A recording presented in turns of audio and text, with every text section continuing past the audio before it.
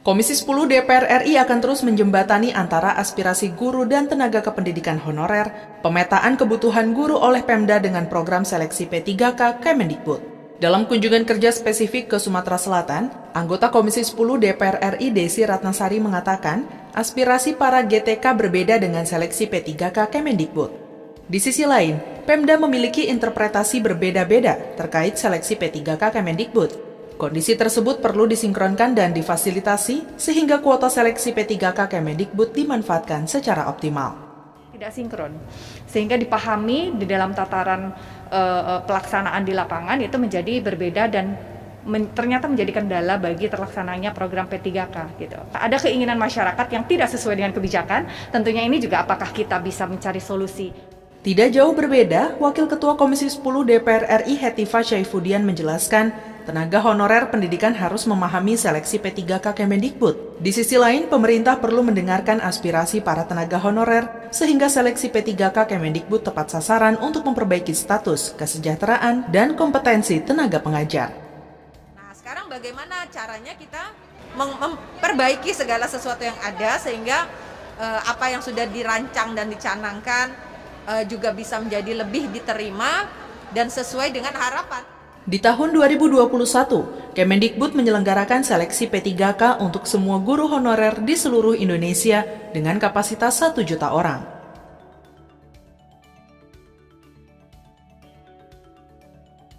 Komisi 2 DPR RI berupaya memperjuangkan nasib tenaga honorer termasuk guru honorer melalui skema pegawai pemerintah dengan perjanjian kerja atau P3K sehingga tata kelola dan kesejahteraan guru menjadi lebih baik.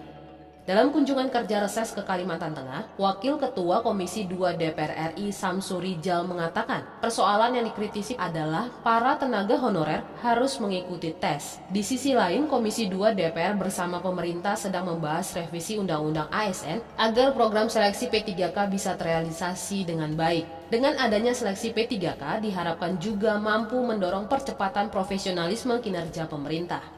Yang menjadi pegawai honor saat ini itu diharapkan dapat tembus Menpan beberapa waktu yang lalu menjanjikan bagi mereka untuk melaksanakan testing ulang bagi mereka-mereka yang belum lulus untuk beberapa kali. Anggota Komisi 2 DPR RI Rifki Nizami Karsayuda mengatakan harus ada standarisasi dan netralitas dalam seleksi P3K agar tidak menimbulkan konflik. Pemprov diminta menyediakan fasilitas dalam seleksi P3K sehingga tata kelola berjalan optimal. Karena prosedurnya masing-masing daerah melakukan seleksi, lalu kemudian hasil seleksi itu ditetapkan melalui SK Gubernur, dan SK Gubernur itu nanti adalah dasar penetapan yang bersangkutan menjadi ASN non-PNS. Badan Kepegawaian Daerah Kalimantan Tengah mengusulkan 3.879 pegawai honorer untuk diakomodasi.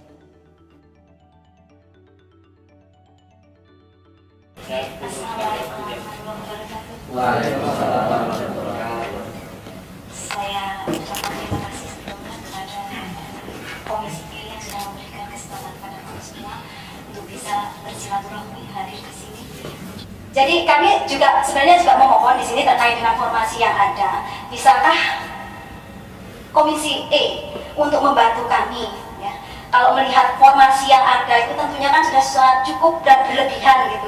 Tapi terkait dengan sekarang panja yang sedang berjalan, ya Bapak, ini juga masih menjadi permasalahan bagi rekan-rekan. Sebenarnya kami sendiri mengatakan bahwasannya andaikan tes, berkali-kali pada rapat-rapat RDBU dengan kementerian, saya pun sering memberikan komentar bahwasanya kami itu sebenarnya bukan takut dites, tidak takut dites, silakan dites, tapi jangan gunakan tes CAT untuk kami.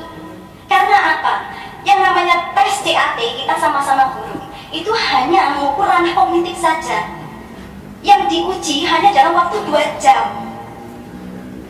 Kalau ini dilakukan, apalagi kita nanti akan dibaurkan dengan prescreen duit, yang termasuk mungkin anak-anak kita, Bapak. Kita ini sudah tua-tua, ini sudah mikirnya cabai, lombok, terasi, garam, anak, cucian, dan lain sebagainya. Ini pasti Bapak akan sudah mengurangi. Jadi tes CAT ini bagi kami itu sudah tidak kalau tujuannya untuk mendapatkan ya SDM yang berkualitas kualitas, saya rasa ini juga belum pas.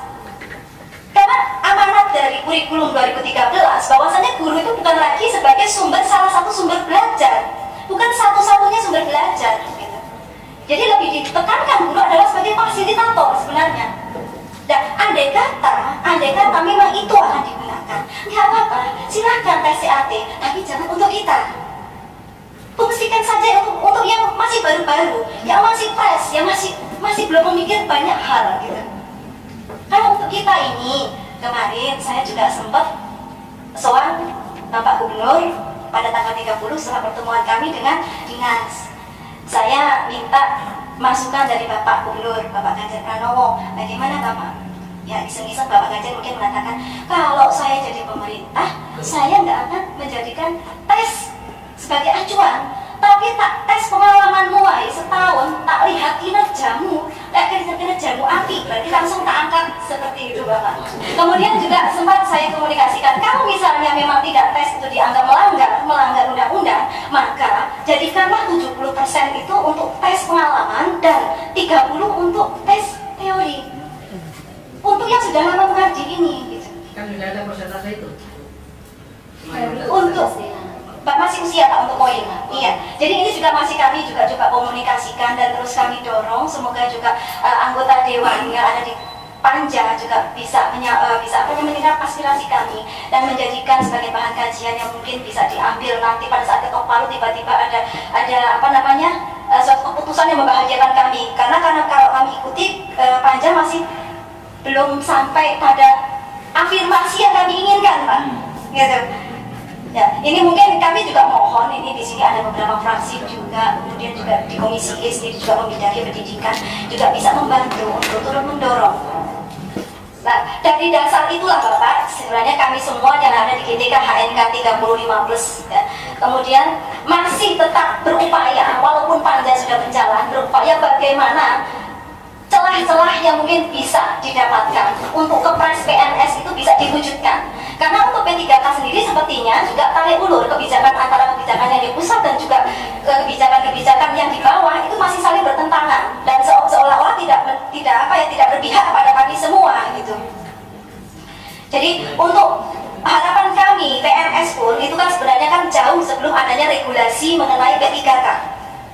Jauh, jadi 2020 Februari 2019 itu masih belum ada wacana untuk adanya regulasi mengenai P3K. Gitu.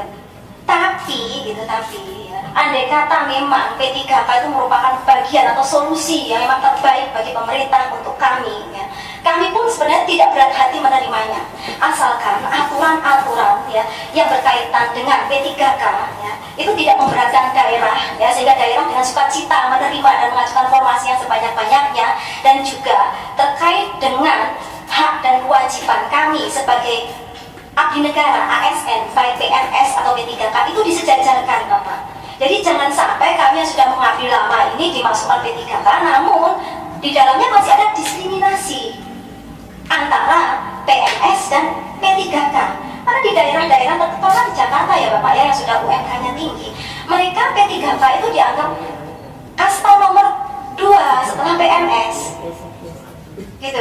Jadi sehingga mendapatkan P3K itu teman-teman di daerah-daerah yang sudah gemuk itu merasa bukan sebuah keadilan karena mereka masih tetap mendapatkan perlakuan yang diskriminatif di sekolah-sekolah tersebut. Gitu.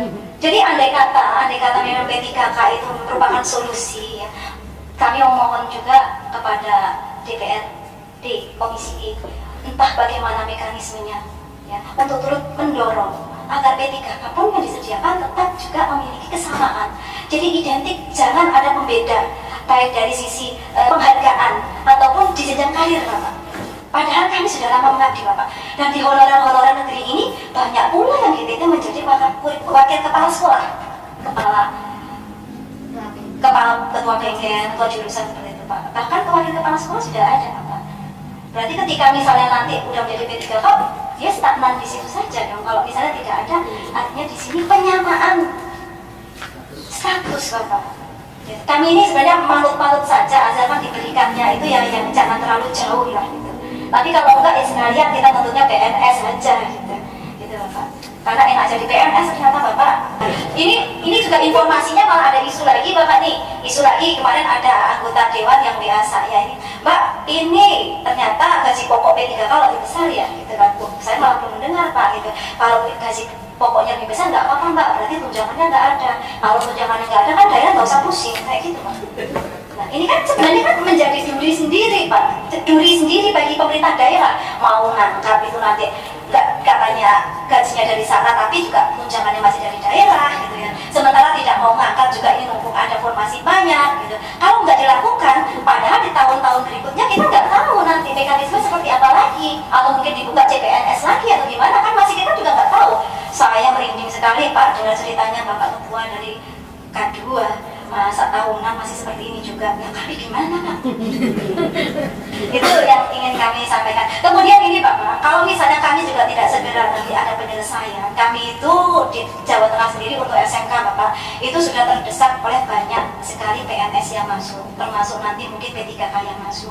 Jadi mohonlah sekiranya kami juga dibantu, kemudian kebijakan-kebijakan yang terkait dengan yang ada di sekolah khususnya di Jawa Tengah itu mohon dimudahkan sebelum kami jadi ASN Pak, sehingga tidak terjadi PHK. Oke. Mungkin itu saja yang saya sampaikan, barangkali ada tambahan dari teman pendidik atau agama bisa disampaikan juga kalau diperkenankan gitu. Akhir kalam saya sampaikan terima kasih. Assalamualaikum warahmatullahi wabarakatuh. Mohon apabila ada salah-salah kata, bercandaan yang terlalu mohon maaf Bapak. Mari dulu.